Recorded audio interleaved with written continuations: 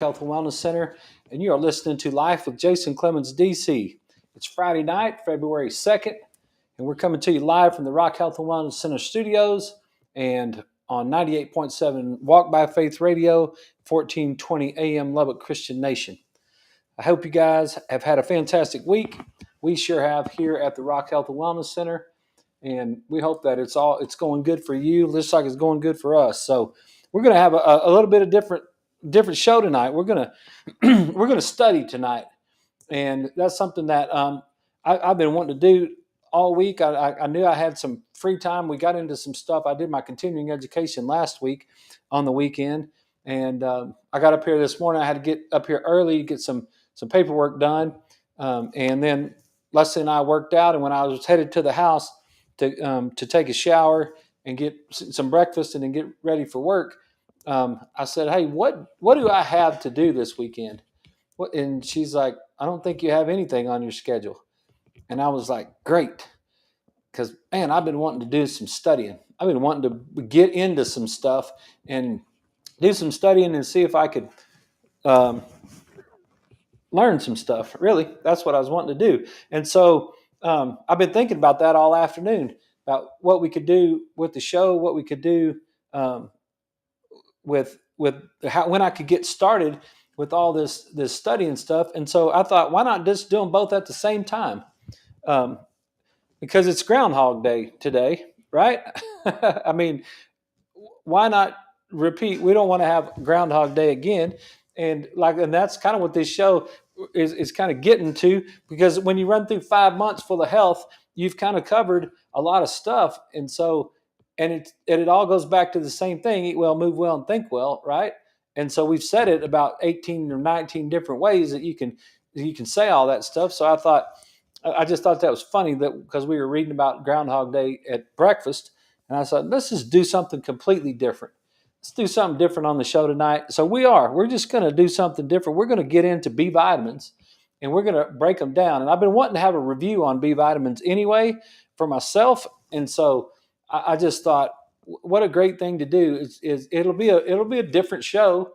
It won't be the same show that we've been doing, because we're going to study together. If you guys are interested in it and you want to know more about B vitamins, we're going to break them down tonight, and I'm going to learn as you're learning, and we're going to just do it all together. So it's going to be a totally different model of show tonight.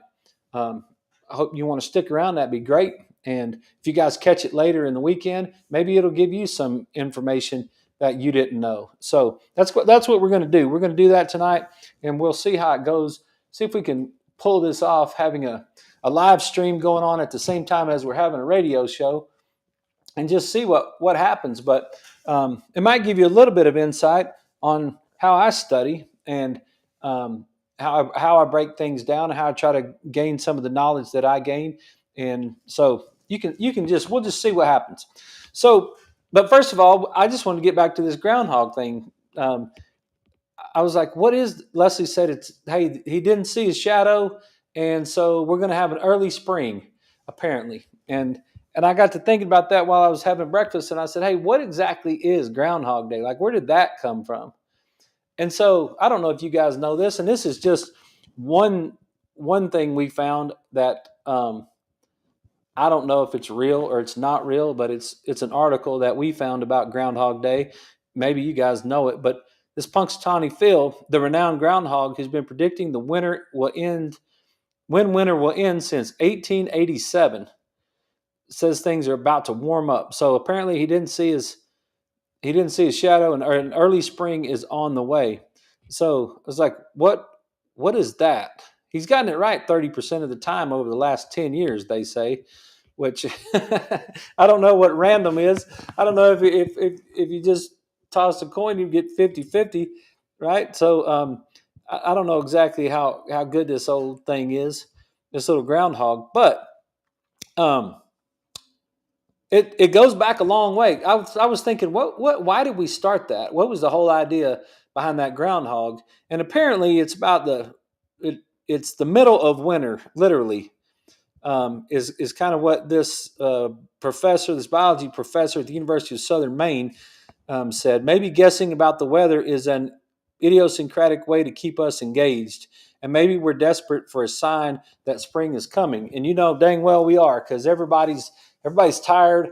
Everybody's been dealing with these flus and RSV and all these things that are going on out there. We're running out of steam. We're getting exhausted. We're losing our energy. A lot of that stuff is going on right now. So we really are ready for spring to get here. But it says it goes back to the tradition of Candlemas. Candlemas, I don't know what that says. Was originally a Celtic festival marking the cross-quarter day or midpoint of the season. According to the almanac, the sun is halfway on its advance from the winter solstice to the spring equinox. By celebrating the groundhog, in other words, we're celebrating the return of the light and the promise of spring. So there you go. It's been going on for a long time, and it's all about the spring. I guess they got some animals that hibernate, and so if they come out and they see their shadow and they don't think it's ready to hibernate, for whatever they see, I don't know. If they go back and they hibernate some more, and that means we're going to have a longer winter. But if they don't, then they said maybe we're on to spring. So maybe those animals know something. But they didn't do. They've been doing it a long time. I went back and looked it up. It's like some of the years 700 BC is this group that they may have been doing it for that long a period of time. And I related it to health when I was thinking about it this morning, because I was thinking, there's a lot of things that we've been doing for a long time. Now we got satellites and we've got all kinds of technology that give us better information than the groundhog, maybe. I don't know how accurate it is one way or the other, but maybe we've got some technology that's that way. But don't you think there's a lot of things in our health that we do, that we carry, that we've been carrying around since 700 BC, that maybe it's good and maybe it needs to be rethought, right? Like maybe it's not the best thing that we're doing, and maybe we could find some new ways to do things. Some of us have been doing things the same old way for a very long time, and maybe that's working for us, and maybe it's not working for us. And nutrition is one of those ways. So maybe we've been eating things the same way for a very long time, and I really believe we're in this middle of we've said this before, but I really believe we're in the middle of an evolution of thought when it comes to some of the things that we eat. And we're not near as hungry. Some people are, but most of us are not near as hungry as people have been in past centuries. So the things that we would have eaten because we were hungry is not necessarily the same thing that we'll eat today. And, maybe sometimes we're stuck in the Groundhog Day of food, and maybe we could get out of it and try to move ourselves forward a little bit in our thinking, right? Like, just because grandma cooked chicken fried steaks on Sunday afternoon, or fried chicken on Sunday afternoon, or whatever, doesn't mean and mama cooked it on Sunday afternoon, doesn't mean that we still should be cooking fried chicken on Sunday afternoon, like with a big old biscuit and some gravy and corn and all that stuff, right? Like, just because that's the way we always did it doesn't necessarily mean that's the way we should do it. Even though that's good food, I get it. But, maybe we could evolve. Anyway, that's groundhog. That's all I was going to say about that. I didn't mean to get all caught up in that. I really wanted to get to doing some studying.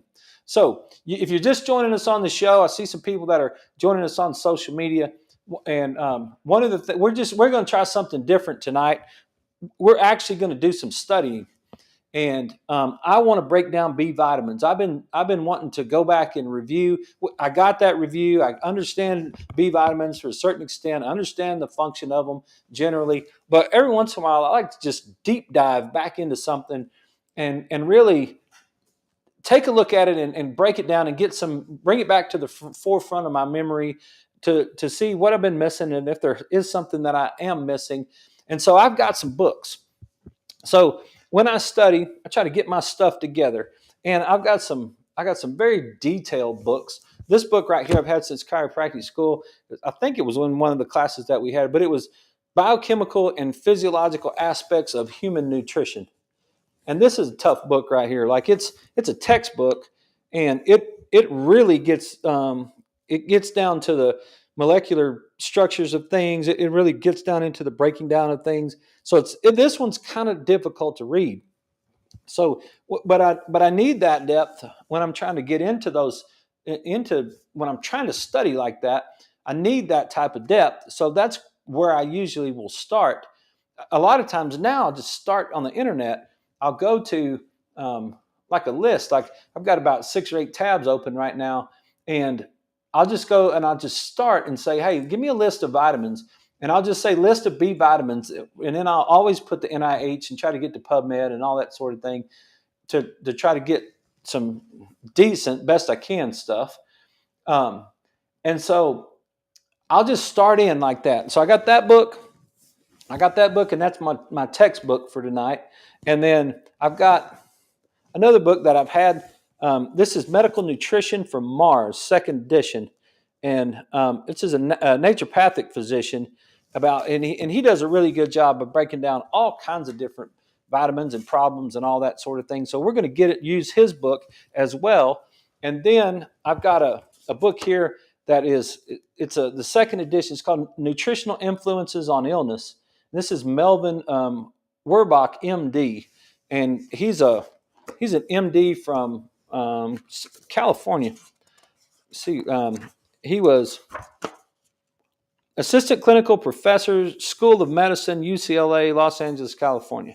So this is a textbook that he has, and this thing is just one study after the other study after the other study on everything. Here's carpal tunnel syndrome. There was celiac disease. There was cardiomyopathy. I'm in the C's right now, but capillary fragility, and then he's got a bunch of them. So one of the things I found was when I just wanted to start at niacin, and I was trying to break down what is that? What are the B vitamins? So that's what we're going to do. And if you guys want to stick around with us, you want to watch the show, and you want to study, and you want to see if that maybe something that I learned about B vitamins is interesting to you, then I would love for you to stick around. We'll do that for the rest of the show tonight, and just see if we learn something. So what's a B vitamin? So give me the list, right? So the first thing I did, and I've got my pen, I've got my notepad with me right here. So I'm ready to go. I've got my phone. Now I'm watching the Facebook show to make sure that everything's still going on with that. If you have any questions or anything and you want to send me a text, it's 806-794-0400. And you can send me a text or make a comment. If you want to make a comment on the Facebook page, go ahead, or the YouTube or X, go ahead and do that as well. And we'll just kind of do this together if you have any questions. But so the first thing, I'm just kind of like, give me the list. What is it? So I list of B vitamins, NIH. That's just my Google search right there. Lately I've kind of been, and I'm going to stick with it tonight because I've got a bunch of tabs open. But my actual search engine is DuckDuckGo instead of Google. And I don't know. I kind of feel like maybe I don't get all the stuff that is out there when I Google stuff, because I think they push me in a certain direction. But when I'm doing something that is simple as B vitamins, surely they're not going to push me in too hard of a direction in one direction. So plus I'm looking on the National Institutes of Health stuff, right? That's really where I'm trying to get it. So in total, humans require adequate amounts of 13 vitamins, 4 fat-soluble vitamins, A, D, E, and K, and 9 water-soluble vitamins, which comprise vitamin C and the 8 B vitamins. And so it's got them written. Thiamine is B1, riboflavin is B2, niacin is B3, pantothenic acid is B5, vitamin B6, folate is B9, and vitamin B12. Now, I think they're missing some right there, because I know that when I was up in Ruidoso with my friend Joe Fraley, and we were breaking some of this down last time I was up there, he's like, hey, they're missing some right there. So I go through the list, and I got my list with me, and I see the different B vitamins, and I really want to get into niacin because that's where I was kind of getting into it. I read a study on nicotinic acid, and I was listening to Huberman talk about nicotinic receptors and all that sort of thing yesterday, and so I was kind of wanting to know, hey, what is that? What am I missing out on right there? And so the that's what I'm going to focus on. But I would go right there and I'd say that, like, what about B8? How come where is B8? And then I would want to come in here and find out. So I'd just open another tab and I'd say, what is B8? Actually, vitamin. And then see, inositol. So although it's often referred to as vitamin B8, inositol is not a vitamin, but rather a type of sugar with the several important functions. So that's interesting. And then I might dive further into that. I'm not going to do it tonight, but that's something that I would do. I might dive further into it and see kind of what the breakdown is. And so, because we'll keep going. I'll have, before this is over, I'll have 10, 15 tabs open, because it just jumps to from one thing to another. But so I'll go to my book, and it's like, the first thing that when we break down niacin in the Mars book, the first thing that it jumps into right here, it says it's been known for several centuries that pellagra occurs mainly where people use corn as a staple. It was considered a new disease because it was not recorded in Europe until Columbus brought the first corn plant back from the New World. It was described as by Casal of Spain in 1735 and was rampant in Italy, where it received its name of rough skin. So then I don't remember what that was. So I just go, that's one of the tabs that I had opened up. I just go to, what is pellagra? And then I'll ask that question, and then I'll have NIH. And so pellagra, a non-eradicated old disease, and pellagra is a nutritional disorder caused by niacin deficiency. So if you don't have enough B3, and then you can have this deficiency, which leads to systemic disease with clinical manifestations from the skin, gastrointestinal tract, and nervous system. Niacin forms into nicotinic acid and nicotinamide, which serves as a precursor of the two important coenzymes of cellular metabolism, namely nicotinamide adenine dinucleotide, which is NAD, and NAD phosphate. And NAD is where we get energy. So I'll just go to a new tab, and that's what I did. And I said, hey, function of NAD. And so the National Institutes of Health gives me this: significant nicotinamide adenine dinucleotide, which is NAD, is an essential pyridine nucleotide that serves as the essential cofactor for substrates for a number of critical cellular processes involving an oxidative phosphorylation and ATP production, DNA repair, epigenetically modulated gene expression, intracellular calcium, keeps going right there. So, because I know NAD, that's where you start getting into the Krebs cycle and the electron transport chain into the mitochondria. And when you see that NAD, what you're really looking at is, we're looking at niacin, and we're looking at nicotinic acid, and we're looking at B vitamins. So one of the things that we do in the office is, because part of the reason I was wanting to break down these B vitamins is because it keeps showing up in my heart sound recorder. We did it again today. When we do a heart sound recorder, we're looking for the beats of the valves of the heart to close properly. And there's several conditions, several ways that those heart valves close improperly that causes us to need some nutrition. And Royal Lee and those guys at Standard Process, who've been working on this for years and years, one of the things that they say is that the B complex, we need some B vitamins. And so it's like, okay, well that makes sense now, right? Because that's what NAD, if we go to the list of B vitamins, and then we look at pellagra, and then we come down here and say niacin forms into nicotinic acid and nicotinamide, which serves as a precursor of two important coenzymes, a precursor, right? It serves as what's before those coenzymes of cellular metabolism, namely nicotinamide NAD. Yeah, so that there we go. It gets into it. So I might click on images, and I'll kind of look and see from some sort of standpoint where am I getting that NAD, and where is that important, and why is that important, and that's where we start getting into the pathways, that push us into cellular metabolism, and getting us into energy production in the mitochondria inside the cell. We'll get into energy production, and so we need that B vitamin. So that's a starting point for us. So we really B vitamins are crucial for us to be able to make energy. We need those B vitamins. So I'll just kind of keep going right here for a second. And in 1917, the U.S. Bureau of Public Health selected Goldberger to investigate the problems which was rampant in the southern states.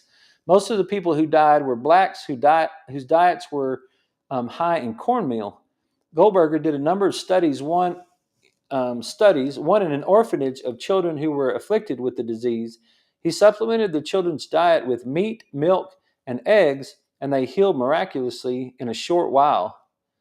So this was in 1917. This really wasn't that long ago that people were dying from this. About the same time, another research team announced that only one species of fly was spreading the pellagra microbe with its sting. The public and most physicians bought this idea of an infectious microbe. Goldberger, who had successfully experimented with prison inmates, was so convinced of his theory that pellagra was a deficiency disease, he tried something outrageous. In desperation to prove his theory, he ate the red scales from the legs of diseased people, made a solution of the scales.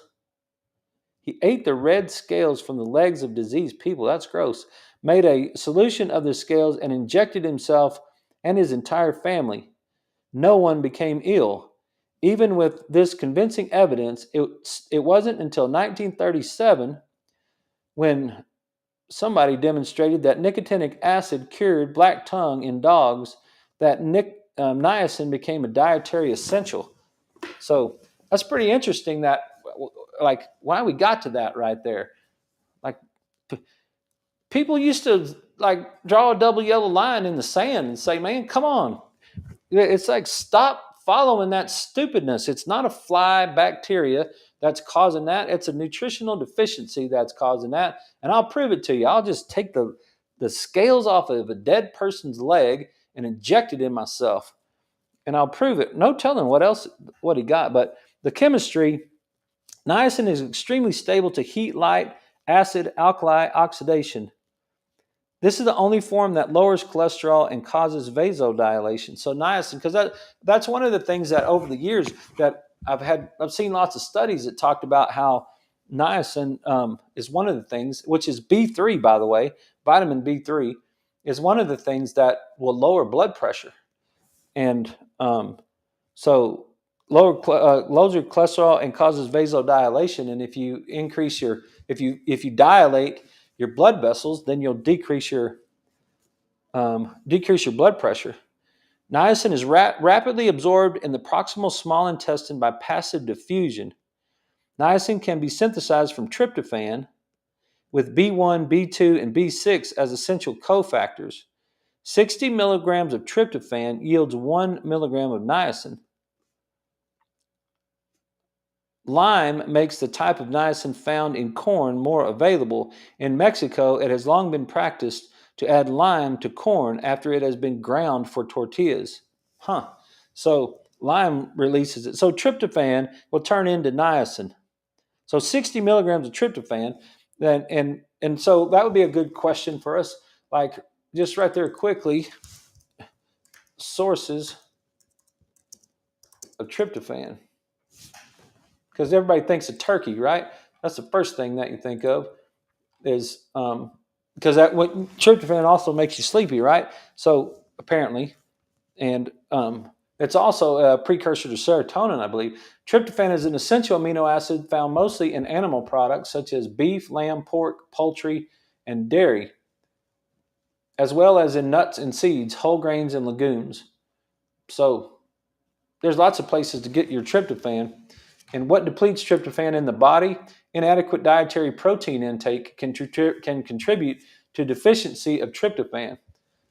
Other factors can impact the conversion, its conversion to serotonin, right? So we knew that. These include low levels of dietary vitamins, B6, high sugar intake, excessive consumption of alcohol, cigarette smoking, hypoglycemic, and diabetes.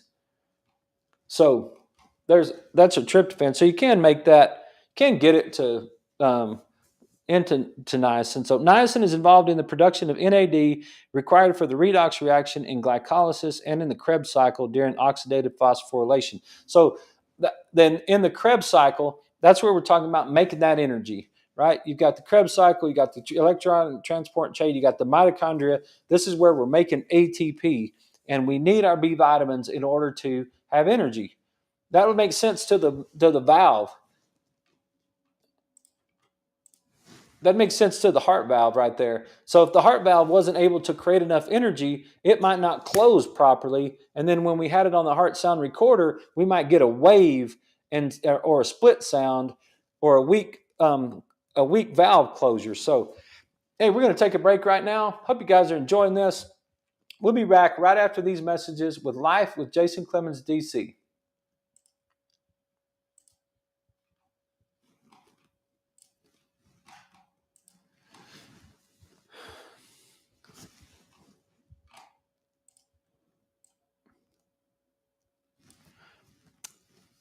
It serves as a coenzyme for a group of enzymes known as dehydrogenases, and that's another thing that gets a little complicated. They're responsible for a number of biochemical reactions in the body, including detoxifying alcohol dehydrogenase, and utilizing carbohydrates, fats, and proteins. So there's another thing. If you're taking alcohol and you're not getting your B vitamins, then you're going to have a hard time processing that and breaking it down and getting rid of it. Niacin is required in the production of NADPH, which is needed in the synthesis of both fatty acids and steroids. So when your body's trying to make those things, it needs that. It is also involved in the pentose phosphate shunt pathway, which is one of the ways ribose is synthesized. So like there's a lot of words, right? And a lot of you guys are not used to these words. They're like big words and they make you crazy and all that sort of thing. But they make me crazy too. I'm not that smart. So I just have to read through them, and I have to see them enough times to kind of get a little bit of an understanding of how they fit together. So, and then when you go through there, it's like, okay, well, something will trigger something, and then I'll be able to tie them together. So, all right, we're back. Okay, everybody, welcome back. This is study night on Life with Jason Clemmons, DC. So we're doing something a little bit different tonight. You guys have just joined us. You guys that are on the show that are listening in, what we're actually doing is we're breaking down. We're just doing some studying because I wanted to do some studying myself, and I just wanted to reread some of this stuff. And we're talking about B vitamins, and so that's what we're doing tonight. So you guys want to hang with us and learn about B vitamins? It might be kind of cool. There's just some of this stuff might be crazy, but some of this stuff might be cool too. So, niacin is one of the cofactors for delta-6 desaturase. There we go, right there. In conversion of linoleic acid into GLA, right? That's one of my big ones right there. Delta-6 desaturase in conversion of linoleic acid into GLA. So that's what we have. That's what we have when we eat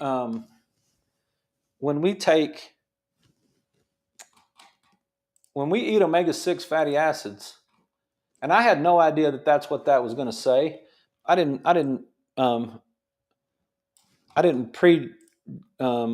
check that out. But when we eat omega-6 fatty acids, one of the first thing that happens right there is we have delta-6 desaturase that's going to help carry that to what's called DHGLA. And I'll see if I can. Whoa, lost my. So omega 6s, which is like corn and soy. All right. So when we eat that, when we eat a corn chip, our body uses delta 6 desaturase to take that to DHGLA. And that's what we're just reading right here in the Mars book. Niacin is one of the cofactors for delta 6 desaturase in conversion of linoleic acid to GLA, which is a form of DHGLA. So we need our B vitamins right there we need B3 in order to get that delta 6 desaturase that helps us bring this down.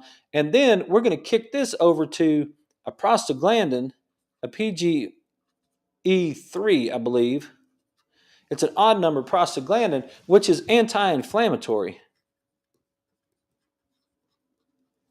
So that's what happens there. That's what we want. If we have B vitamins and we have just a touch of omega 6, then we'll kick that down and we'll bring it over and it'll be an anti-inflammatory. So like I've said from the very beginning, omega 6s are not horrible for us. We do need some omega 6s, and we need them for rigidity inside of our cell wall. So it's not like that's the enemy, completely the enemy. But remember what we talk about right there, that sometimes, and not sometimes, if you have insulin at the same time, if insulin is involved, meaning you're going to increase your blood sugar. If you increase your blood sugar at the same time that you eat that omega 6, you don't get DHGLA. I mean, delta 6 desaturase. What you get is you get delta 5 desaturase. And that's going to push this down to arachidonic acid. We looked at that last night, I think, on one of the shows. But that arachidonic acid is going to end up with the COX enzymes, and now you're going to get into prostaglandin E2, and that's inflammatory. So your inflammation is going to happen right there. So one of the things that we want to make sure that we have is we want that delta 6 desaturase. I can tell you that right off the bat. That's going to be important for us to have, is the delta 6 desaturase. So that's kind of interesting. Wasn't ready for that one right there.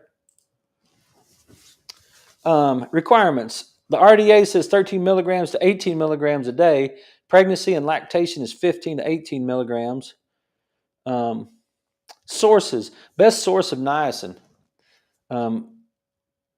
Beef liver. Number one on the list. 3 ounces of beef liver gives you 14 milligrams of niacin.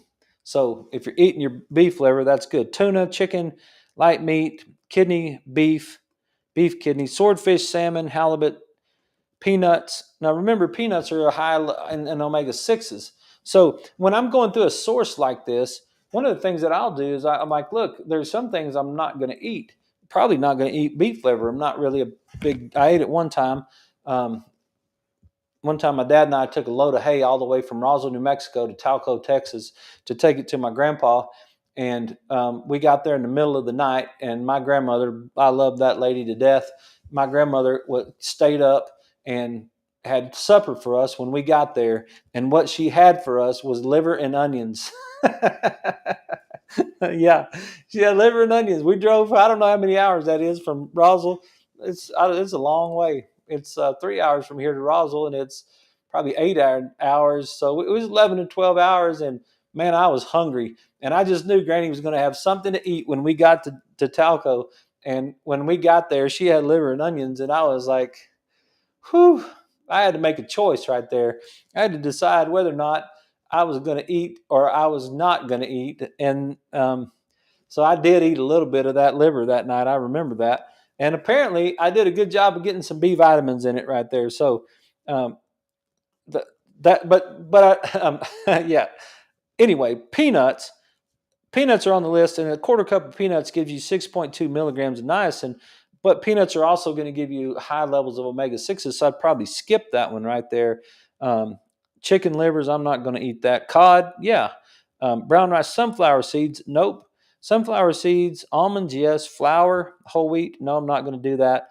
Soybeans, no, I'm not going to do that either. So why? Because the soybeans are going to give me estrogens, and that's not a good deal unless I'm going to ferment them. It's the only way I'm going to eat them. And then a whole egg gives you just a little bit. It's just 0.05, so it's not much that's down there on the bottom of the list. So there's some ways there. That's kind of how I go about doing that and looking for that. So here's some deficiencies. Some deficiencies in B vitamins, and it's called the 4Ds. So that'd be something that we might could know. We might know that the 4Ds, dermatitis caused by niacin deficiency, is exacerbated by sun exposure. This is known as mal del sol. The condition is often complicated with by other B vitamin deficiencies. The tongue and mouth become inflamed and take on a beefy appearance. So dermatitis, diarrhea, results from decreased hydrochloric acid and inflammation in the GI tract. So that's an interesting sentence right there, right? Diarrhea is a result. It results from decreased hydrochloric acid and inflammation in the GI tract. So why would that be a case? Like, what's the relationship between B vitamins and hydrochloric acid? If I had a hydrochloric acid, if I had a deficiency in B vitamins, why would I have increased hydrochloric acid? So I'll just ask.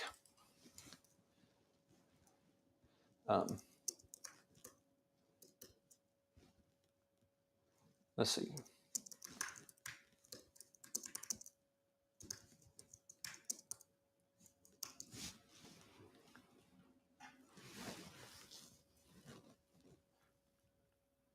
So sometimes you got to look and search it for a second, because I've done it on NIH to just kind of see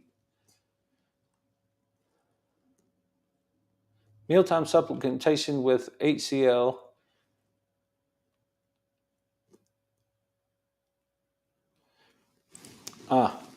So that's not saying that there's a cause.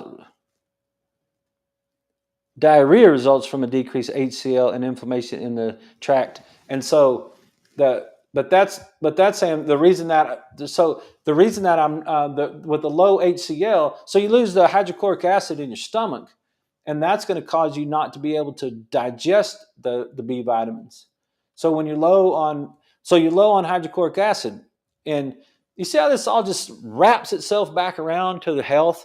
Every time when you get into stuff like this and you really start to study, and it just is one thing after the other. So it's coming right here. This is a study. This is an article, an integrated medicine. I don't know.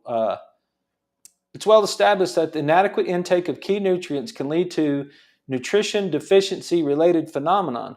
However, even while the intake of nutrients is sufficient, the adequate digestion and or absorption of micronutrients or other therapeutic compounds from the diet can result in similar clinical consequences. These consequences include classic GI-related symptoms related to malabsorption, as well as a broad range of clinical and subclinical signs and symptoms. Though many nutrients insufficiencies are difficult to diagnose, along with food matrix issues, I'm not going to get, along with food matrix issues, the integrative and functional medicine community has long considered inadequate levels of stomach acid, pancreatic enzymes, and or bile secretion to greatly contribute to an individual's risk of maldigestion and malabsorption. It is well established that inadequate intake of key nutrients can lead to nutrition deficiency related phenomenon.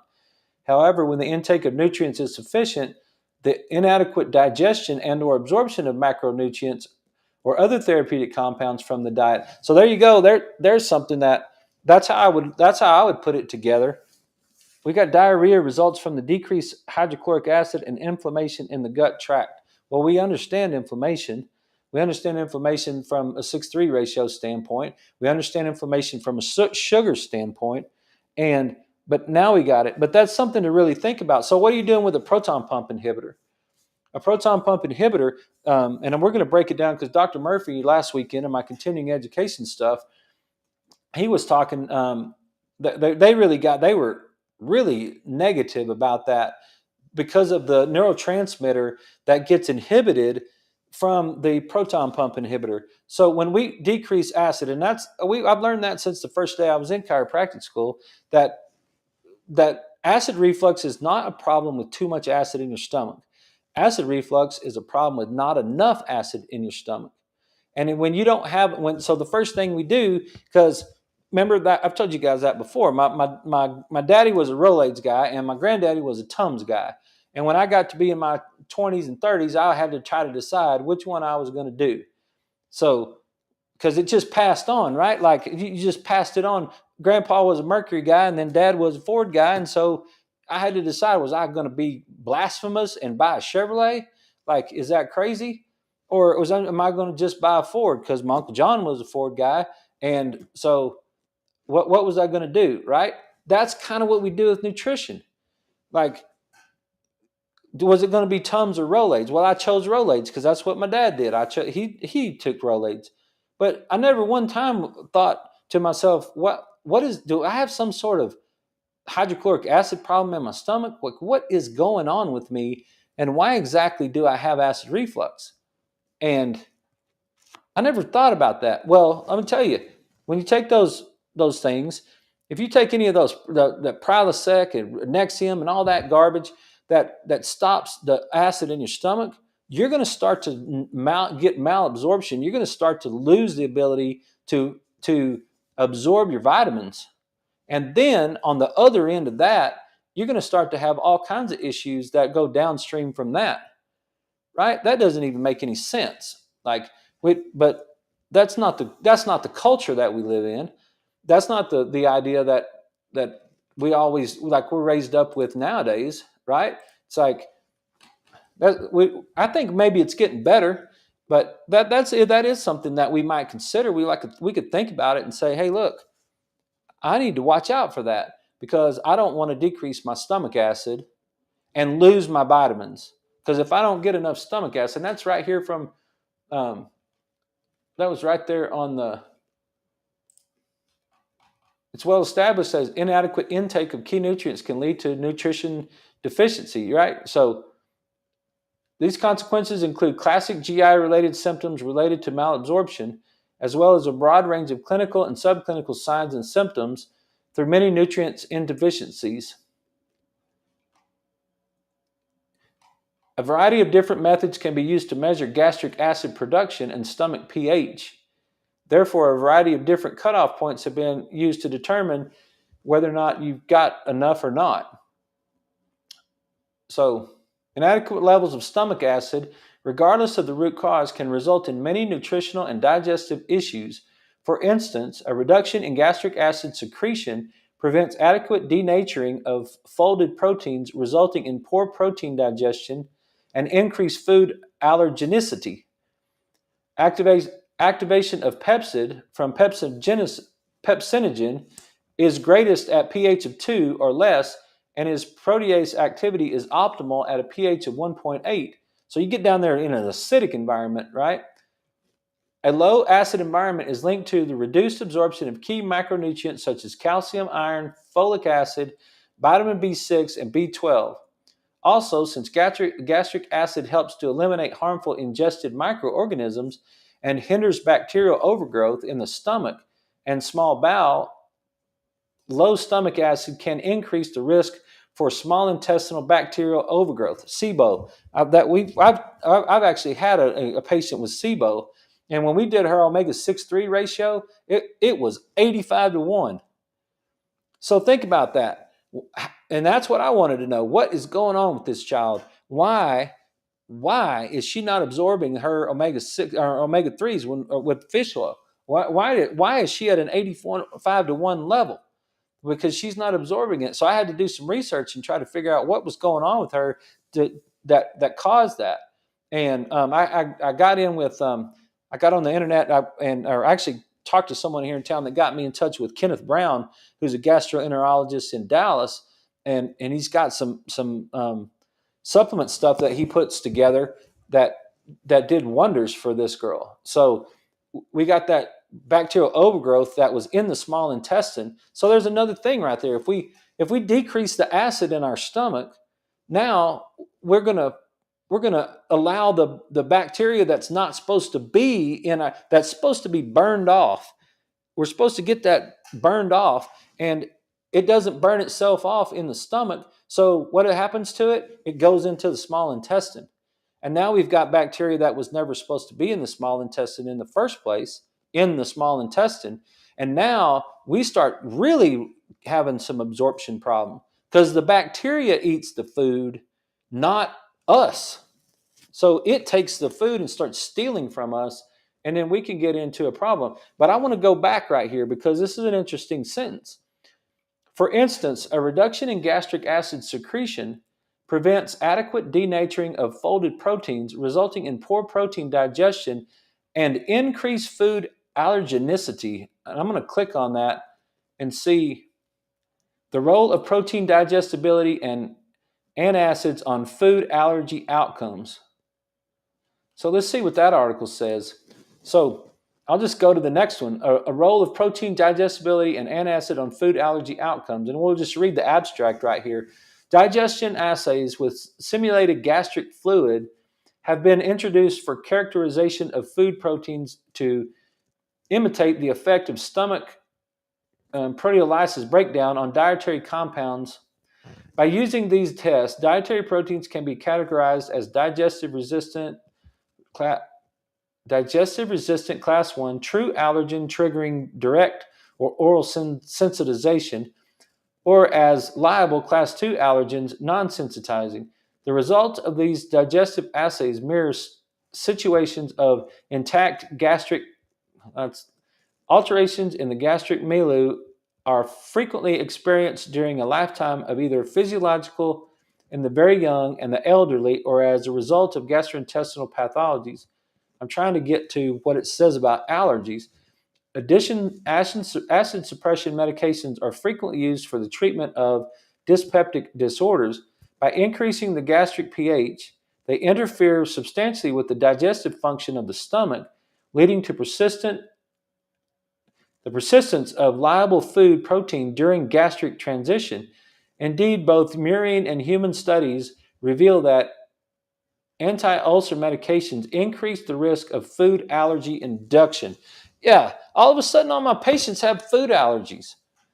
Like, we got food allergies, like, then they go and get tested. I had one this week that told me he couldn't have fish oil because he went and got tested and he's allergic to fish. And I've got others that are going through all of this stuff, and I don't buy this food allergy thing for one bit, but I didn't know exactly why I wasn't buying it. And that helps me out a lot right there, because I'm going to read that again. By increasing the gastric pH, so pH, the lower it goes, remember what that article just said, that we need to get the pH down there below 2 and 1.8, right? As it goes up, you become more alkaline. So if your pH level, if you're low, you're very acidic, and your stomach needs to be acidic. You could eat a nail with the acid in your stomach. I mean, it's acidic, right? So by increasing the gastric pH, they interfere substantially with the digestive functions of the stomach, leading to the persistence of liable food protein during gastric transition. It's not staying there. Indeed, both murine, that's mouse, and human studies reveal that anti-ulcer medication increase the risk of food allergy induction.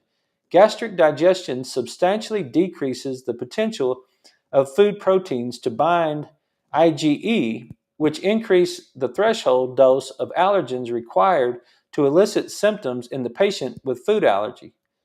Thus, anti-ulcer agents impeding gastric protein digestion have a major effect on the sensitization of effector phase of food allergy. Thank you. I've been waiting for that. That's why I like to study right there. Like, that's what I'm talking about. I didn't know when I started this show that when I started studying B vitamins, that I was going to get into food allergies. I didn't know that, and I didn't have that breakdown. And you say, well, you should have learned that somewhere along the way. maybe I did. I passed all my board tests. I passed all my schooling, but I'm starting my 20th year in chiropractic this week. And by the way, today, February 2nd, is 23 months without any bread, sugar, rice, pasta, pizza, ice cream, cookies, nothing, right? 23 months. So I hadn't had any of that stuff. I wonder what's going on in my microbiome. It seems to be working pretty good right now. Um, but I didn't know that when I started this show that that's the way this is going to end up. But that is what I love about studying. And I try to tell young kids all the time, it's like, man, just learn something at school. Every kid that comes in that goes to school, when they come get adjusted, I'll ask them, hey, what'd you learn at school today? And I've got one kid, and I told him, I said, hey, look, when you come in here, you better have something for me. And every time since then, I don't know how it's been 2 years since he's been coming in here. And every time he comes in, if he's got school that day, he gives me something. They're learning something in science about revolutions or something, and seasons, or I don't know, something. He gave me some answer. I don't even know if it's true or not, but at least he did. So I absolutely love studying, because how many of you go get tested because you think you got food allergies? Okay, well, you got a food allergy because why? Why is it that we have a food allergy? Could it possibly be that anti-ulcer agents impeding gastric protein digestion have a major effect on the sensitization and effector phase of food allergy? Okay, anti-ulcer medication. So taking anti-ulcer medication can lead to food allergies. All right, let's back it up from a wellness standpoint. What also turns off digestion? I know you're going to laugh. I know you're going to laugh when I get there. But let's just look at it. What turns off digestion?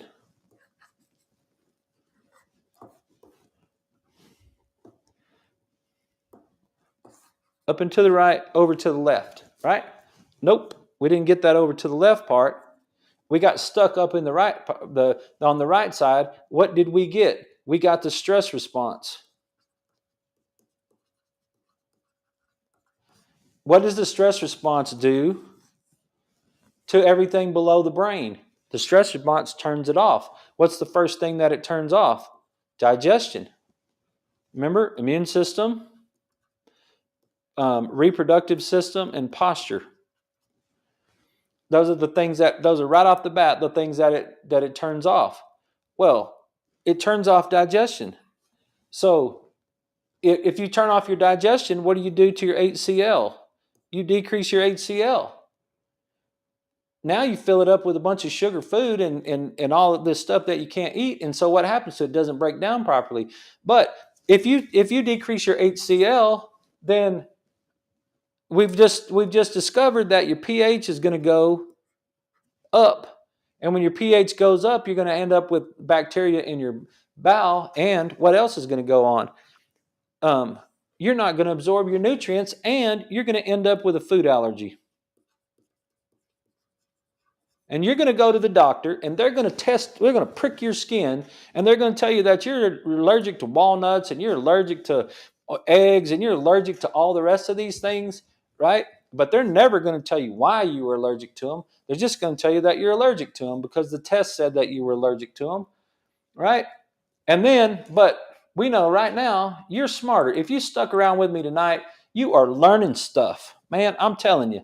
You could go to work on Monday and you could be like, dude, let me tell you about this food allergy thing you got.